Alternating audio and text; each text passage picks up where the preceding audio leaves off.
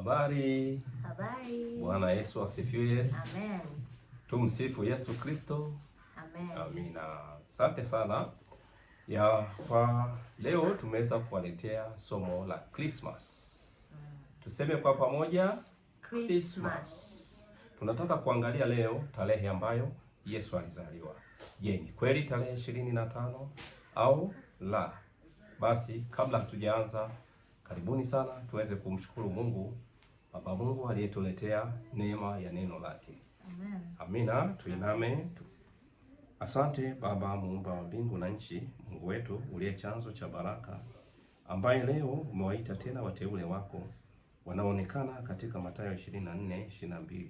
Tunakushukuru Baba Mungu kwa sababu ulisema tena siku zisingali fupizwa, basi wala hakuna mtu yeyote ambaye angeweza kuokoka. Lakini kwa ajili ya wateule siku hizo zitafupizwa. Tunakushukuru kwa ajili ya neno lako ambalo leo tunakwenda kulizungumza.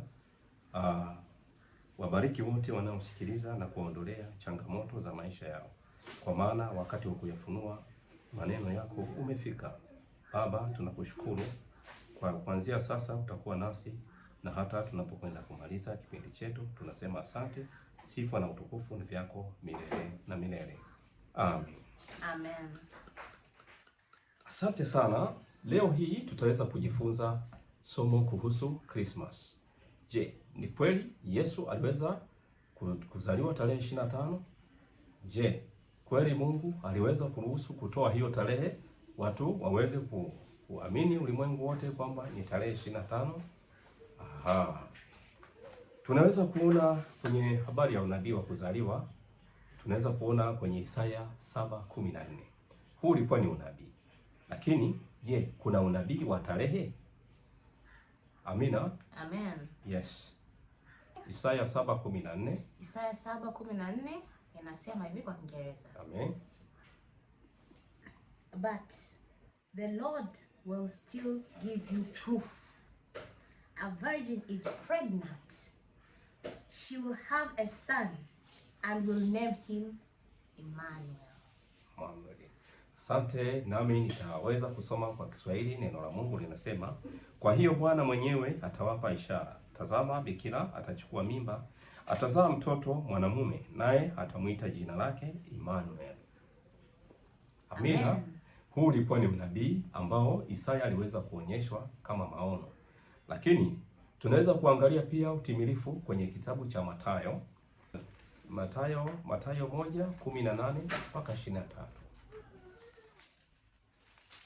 Kitabu cha Mathayo 1 mstari ule wa 18 mpaka wa 23. It says, Are you ready? Yes. Yes. This is how Jesus Christ was born. A young woman named Mary was engaged to Joseph from King David's family. But before they were married, she learned that she was going to have a baby by God's Holy Spirit. Joseph was a good man and did not want to embarrass Mary in front of everyone. So he decided to call off the wedding quietly. While Joseph was thinking about this, an angel from the Lord came to him in a dream. The angel said, Joseph, the baby that Mary will have is from the Holy Spirit. Go ahead and marry her. Then after her baby is born, name him Jesus, because he will save his people from their sins. So the Lord's promise came true. Just as the prophet had said, a virgin will have a baby boy, and he will be called Emmanuel, which means God is with us. Amen. Amen. Nami nitarudia kwa Kiswahili. Neno la Mungu linasema katika utimilifu wa kutoka kwenye unabii wa Isaya 7:14, utimilifu unaonekana kwenye kitabu cha Mathayo 1:18 mpaka 23. Nitarudia nikisema, neno la Mungu linasema, kuzaliwa kwake Yesu Kristo kulikuwa hivi. Mariamu mama yake alipokuwa ameposwa na Yusufu, kabla hawajakaribiana, alionekana ana mimba kwa uweza wa Roho Mtakatifu. Mstari wa 19, naye Yusufu mume wake, vile alivyokuwa mtu wa haki, asitake kumwaibisha, alilazimu kumwacha kwa siri. Alilazimu kumwacha kwa siri. Mstari wa 20 unasema, basi alipokuwa akifikiri hayo, yani alivyokuwa akifikiria hayo, hilo jambo kulifanya la kumwacha kwa siri,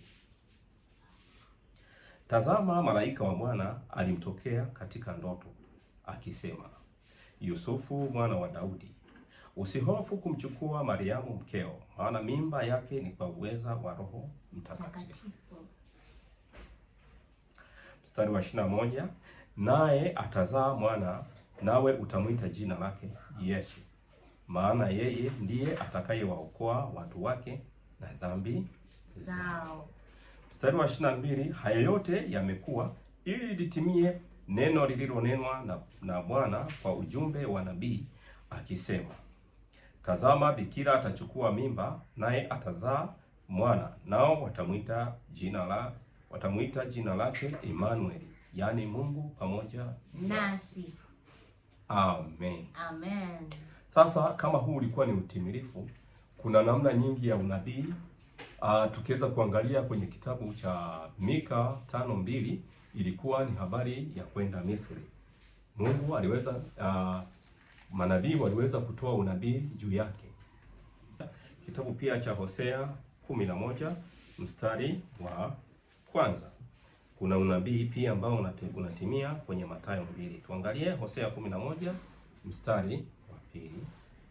Inasema hivi kwa Kiingereza. Hosea 11 verse 1. When Israel was a child, I loved him, and I called my son out of Egypt. Amen. Amen. Neno la Mungu linasema, nitarudia kwa Kiswahili. Israeli alipokuwa mtoto, na alikuwa nikimpenda, nikamwita mwanangu atoke Misri. Huu ulikuwa ni unabii.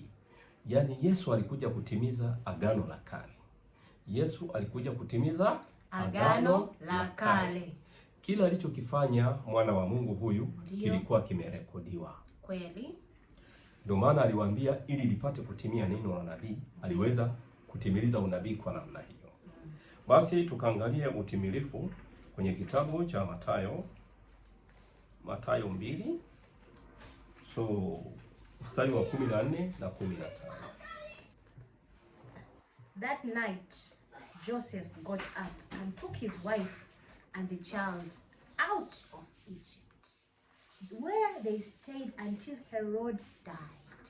So the Lord's promise came true, just as the prophet had said, I called my son out of Egypt.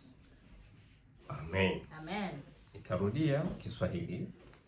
Akaondoka akamchukua mtoto na mama yake, usiku akaenda zake Misri.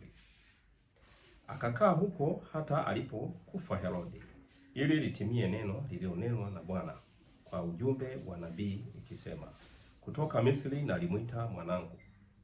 Amen. Amen.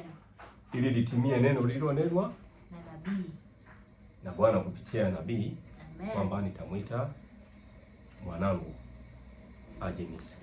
Amen. Sasa kuna unabii mwingi sana watakatifu ambao umeweza kuelezea habari za Yesu, jinsi ya kuanza kutenda kazi, lakini mpaka kufa na hata kufufuka. Hakuna tarehe ambayo Biblia imetaja kwamba alikuwa amezaliwa tarehe fulani. Lakini ilikuwaje? Wa Roman Catholic katika karne ya 4 walikaa wakafikiria namna ya kutangazia ulimwengu kwamba siku ya kuzaliwa Yesu, wakachukua siku ya aliyekuwa amezaliwa mfalme, tusimtaje sana huyo mfalme, ndio wakaona hii siku iwe njema kwa ajili ya kutangaza kwamba Yesu alizaliwa tarehe 25. Lakini kila jambo limeweza kutolewa unabii. Ikiwa utaipata hiyo tarehe ndani ya Biblia, tunaomba utatupigia kupitia namba tutakazo kukwambia. Lakini huu ndio ukweli. Kwa nini Mungu aliweza kuficha siri? Kwa sababu tunaona Herode mipango yake aliyokuwa nayo baada ya kusikia kwa wale manajusi waliokuwa wameifuata ile nyota ya asubuhi. alituma watu waende wakaone kwamba amezaliwa mtoto gani. Wakasema ni mfalme amezaliwa, huyu ni mfalme ambaye amezaliwa, na yeye hakutaka mtu yeyote aweze kuwa mfalme zaidi yake yeye Herode. Ndio. Kwa hiyo hivyo aliamuru watoto kuanzia mwaka mpaka miaka miwili waweze kukatwa vichwa vyao. Amina. Amen. Ndipo Mungu aliweza kuficha siri, hawezi kukubali mtoto wake aangamizwe. Yes. Amina. Amen. Kabla hajaifanya kazi yake. Ndio. Kwa hiyo leo tumependa kuwaletea somo hili. Ikiwa kuna mtu yeyote ana ushahidi wa tarehe hizo 25, basi atatupigia simu, lakini tunaomba watu wote tuishi ndani ya Biblia. Hivyo tunawaalika Sayuni kwenye ukweli wote. Hiki ni chuo cha Biblia pasipo malipo yoyote. Amen. Kwani kama tuliweza kurejelea kwenye klipu zilizotoka kwamba kupitia kitabu cha Isaya 55 mstari wa kwanza, Mungu aliweza kuwaita wenye kiu waje ili waweze kula neno lake. Ndio. Lakini hakuishia hapo. Ufunuo 22:17 akasema kila atakaye maji ya uzima na aje ayatwae bure. Amen.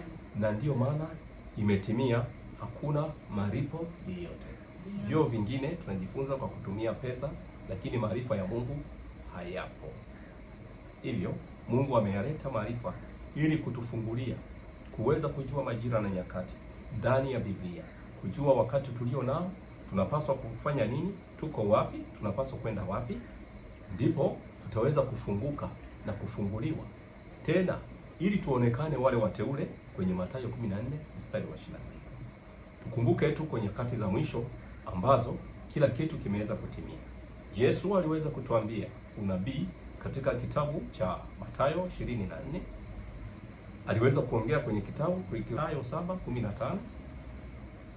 Akasema juu ya wachungaji ambao wamekuja wakati huu wa mwisho na wametimia. Lakini akatuambia tulichunguze pia Mtume Paulo, tuwachunguze watu hawa kwenye waraka wa kwanza wa Yohana sura ya 4 mstari wa kwanza. Kwa maana manabii wa uongo wamekwisha kutokea duniani. Amen. Penzi tazamaji unayetufuatilia kwa ajili ya neno la uzima, lipo mlima Sayuni sasa. Mlima Sayuni imeweza kutimizwa kama vile Mungu alivyoahidi kwenye kitabu cha Isaya 2 mstari wa 2 na wa 3. Kwa maana hapo Sayuni ndipo litakuja neno, sivyo? Ndio. Ambalo lilifichwa kutoka kwenye kuumbwa kwa misingi ya dunia.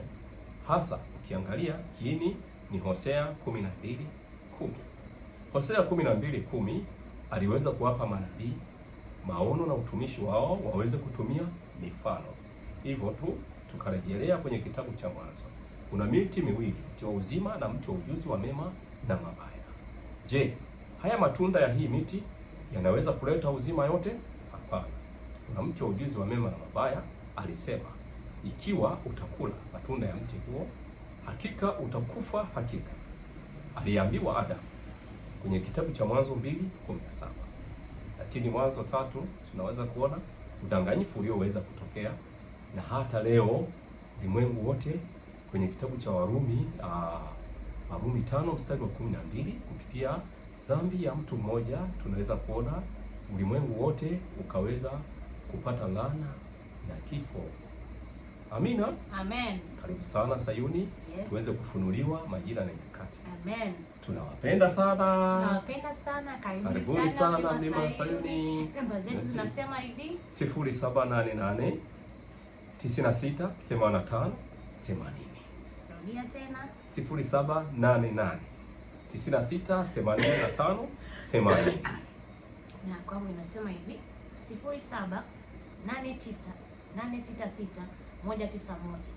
Narudia tena 0789 866 191. Karibuni sana mlima Sayuni. Tunawapenda, tunasubiria mtupigie simu. Karibuni sana. Bye.